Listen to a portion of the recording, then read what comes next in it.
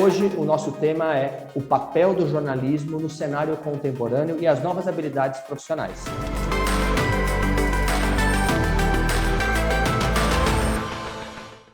E essa conta a gente nunca faz assim na nossa formação.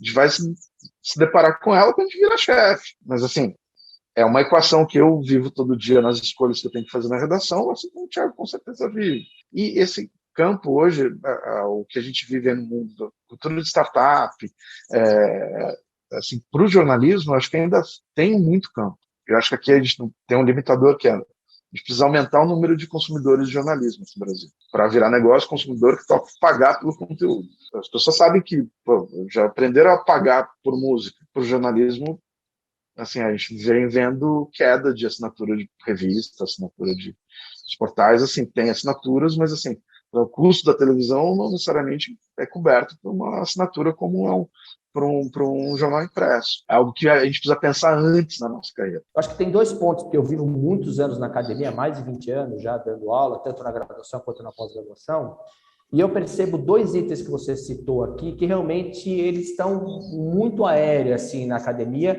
e que hoje, de fato, eles são muito importantes.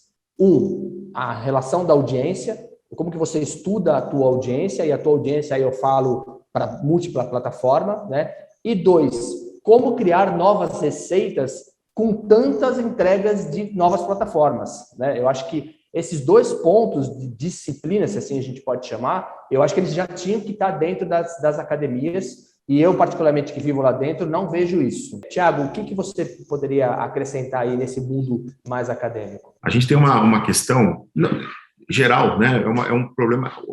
As universidades tentam suprir ou consertar uma questão que vem da formação acadêmica, da formação escolar dos jovens. Então, eu não acho que seria necessário você ter disciplinas, por exemplo, de língua portuguesa numa universidade, se houvesse uma formação escolar sólida. É um problema do Brasil, né?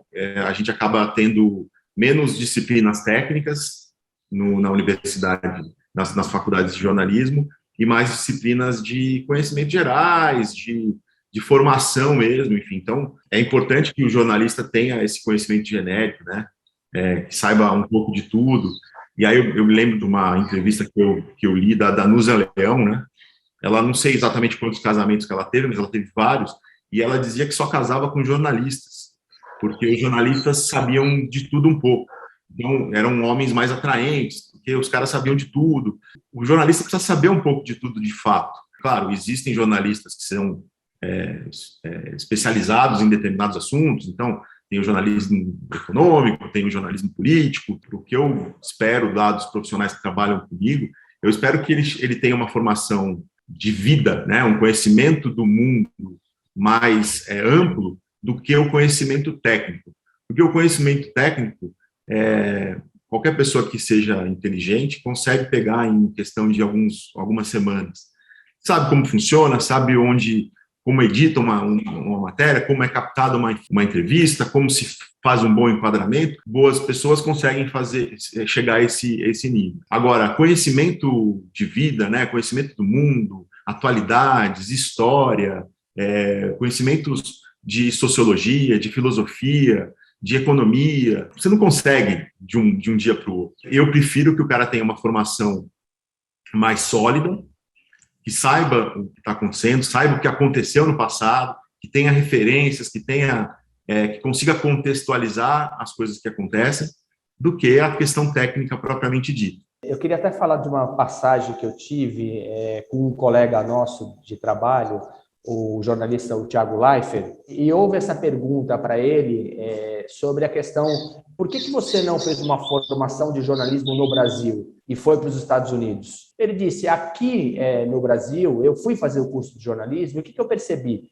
Que eu tinha muito disciplinas teóricas e eu tinha muito pouca mão na massa. E aí eu percebi que eu indo para os Estados Unidos, eu tinha cursos em geral, você tem de manhã teoria e à tarde prática sobre aquela teoria. Aí eu acho que é o mundo da perfeição, porque tem a aplicabilidade sobre o que você estudou. A gente sabe, eu como professor, né, que mais de 80% da memorização de um conteúdo para qualquer aluno, se você aplica a teoria e prática na sequência, ele consegue registrar a informação. Efetivamente, a gente já sabe por estudos psicológicos, neurocientíficos, que o cérebro tem uma capacidade de memorização com muito mais praticidade. Agora, eu queria, obviamente, nosso tempo aí já está se esgotando, o papo é maravilhoso, a gente poderia ficar o dia inteiro aqui falando, a gente sabe disso.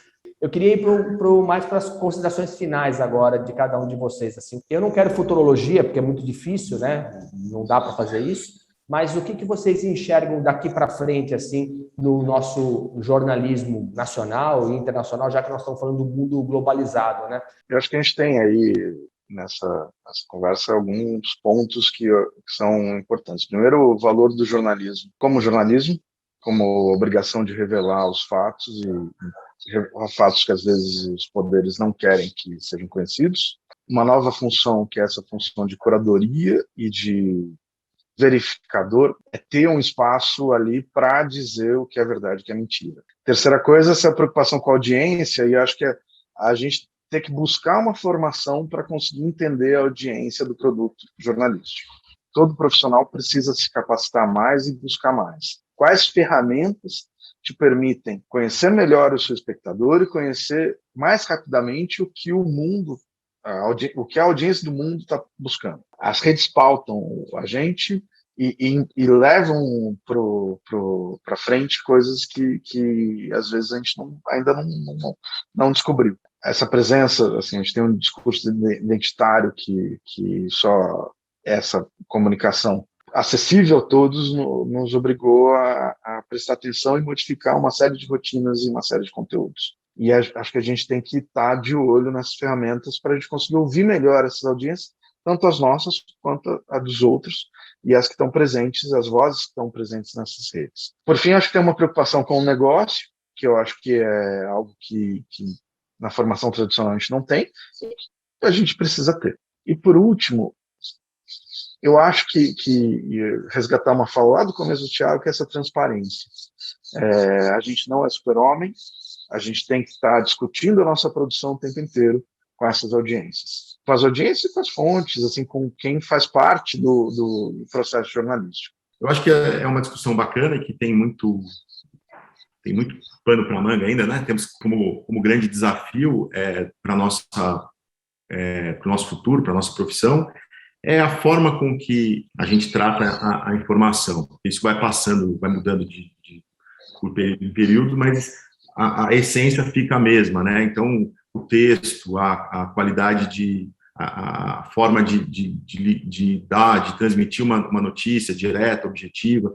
Então, isso é sempre um desafio, à medida em que a gente tem cada vez mais maneiras de comunicar, né? Então, apesar de a gente ter cada vez mais maneiras de comunicar, a essência é a mesma. Então, como a gente adapta essa essência, essa comunicação, essa linguagem, para que a comunicação seja efetiva em quantos canais de comunicação houver.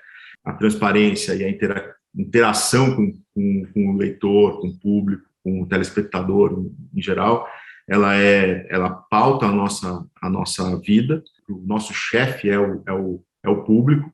Por conta desse compromisso que nós temos com verdade, com informação, com conteúdo, é que a gente tem que se pautar.